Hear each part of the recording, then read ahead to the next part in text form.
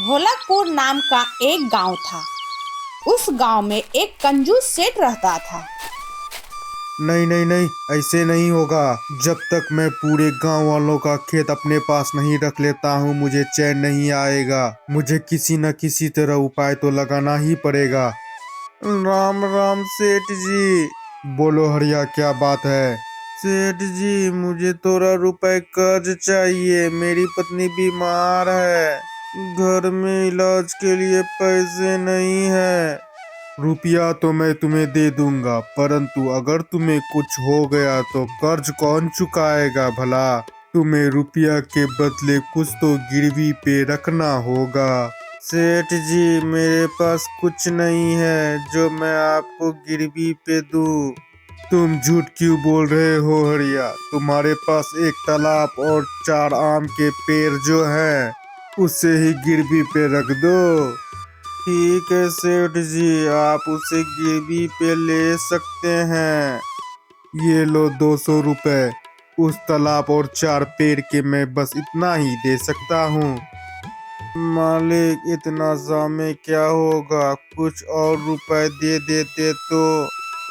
रुपया लेना है तो लो, वरना दफा हो जाओ यहाँ से। चले आते हैं मुंह उठा के।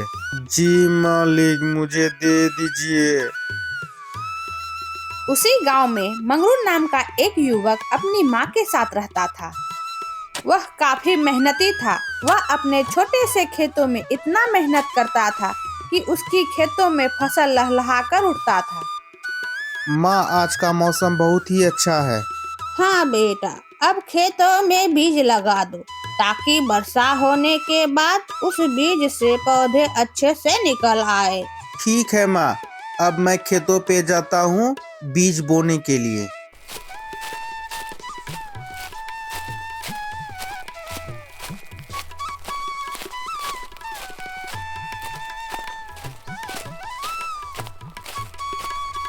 मंगरू खेतों पर जाकर बीज को अच्छे से बो दिया और कुछ ही दिन के बाद बीज से पौधे बाहर निकल आए और देखते ही देखते उसमें अच्छी फसल लग गई। एक दिन जब मंगरू खेत में काम कर रहा था तो तभी वहां पर उसका दोस्त सुरेश आता है।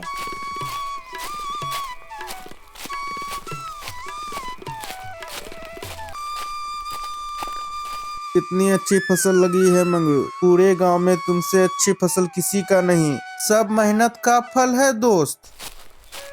वहीं से सेठ अपने खेतों के फसल को निहारता हुआ गुजर रहा था। सच में मंगरू का फसल काफी अच्छा है। यह बहुत मेहनत करता है। इसी तरह मैं इसे अपने यहाँ काम पे रख लूँ तो मेरी भी फसल इसी तरह ही होगा। पर यह कैसे संभव होगा? मैं मंगरू को अपने यहाँ कैसे काम पे रखूं? इसके लिए कुछ तो सोचना ही पड़ेगा। सेठ लगभग गांव के अधिक जमीन गिरवी पर रख लिया था।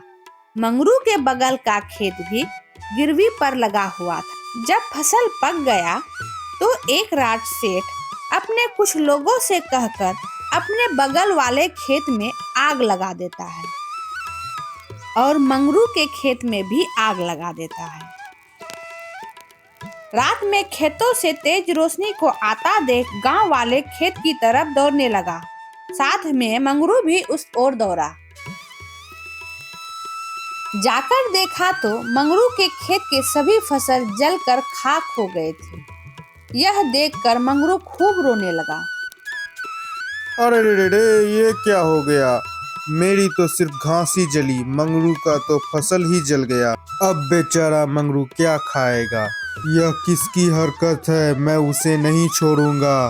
मंगरू रोता हुआ घर पहुंचा और माँ को यह सारी घटना बताई। कोई बात नहीं बेटा, जो जैसा करेगा भगवान उसको वैसी ही सजा देगी। तुम चिंता मत करो। कुछ दिन बीतने के बाद अब मंगरू के पास खाने तक का अनाज न रहा, ना ही कुछ रुपया भी बचा। माँ, लगता है अब मजदूरी ही करना पड़ेगा, तभी मैं घर चला पाऊंगा। मैं सेठ जी के यहाँ जाकर काम ढूंढता हूँ, शायद वो मुझे काम पे रख ले।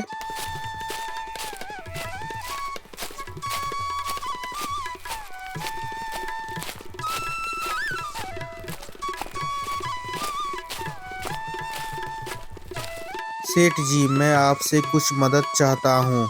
हाँ मंगरू, बताओ क्या बात है। सेठ जी, आप तो जानते ही है ना, मेरी इस बार सारी फसल जल गई है। क्या आप मुझे अपने खेतों पे काम दे सकते हैं? हाँ हाँ मंगरू, क्यों नहीं, मैं तुम्हें अपने खेतों पे जरूर काम दूंगा, परंतु अभी कोई काम नहीं है। जब जरूरत होगा मैं तुम्हें बुला लूंगा। सेठ जी, मना मत कीजिए, कुछ तो काम दे दीजिए। घर में बूढ़ी माँ है, क्या खाएगी बेचारी। अच्छा तो ठीक है, मैं दिन का 150 ही रुपया दूंगा, मंजूर है तो बोलो। ठीक है सेठ जी, मैं काम करने के लिए तैयार हूँ।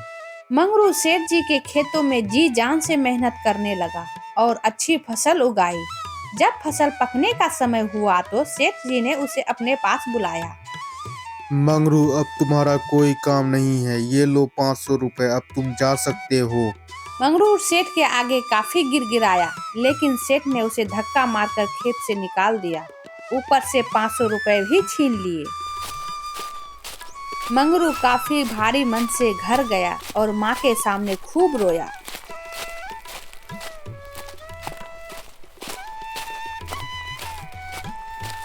कोई बात नहीं बेटा, तुम चुप हो जाओ, भगवान सब देखता है। मंगरू रात में बेचैन था, उन्हें नींद नहीं आ रही थी। वह यह सब सोच सोच कर रो रहा था।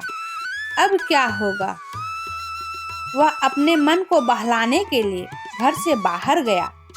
तभी उसके सामने आंगन में एक चमकती हुई चीज नजर आई। अरे ये क्या चमक रहा है, देखू जरा। ये रोशनी तो मिट्टी के अंदर से आ रही है, लगता है इसे खोद के देखना पड़ेगा। और उस जगह मंगरू खोदना शुरू किया। कुछ देर के बाद उसे सोने और जवाहरात से भरा हुआ एक घड़ा मिला। उसे उठाकर अंदर ले गया और माँ को उठाकर दिखाता है। मैं ना कहती थी बेटा, भगवान सब देखता है। हाँ माँ, अब हमारी गरीबी दूर हो जाएगी। इधर सेठ भी अपनी इतनी अच्छी फसल से खुशी से वह फूले नहीं समा रहा था। वह उस फसल को देखने के लिए गोदाम में गया।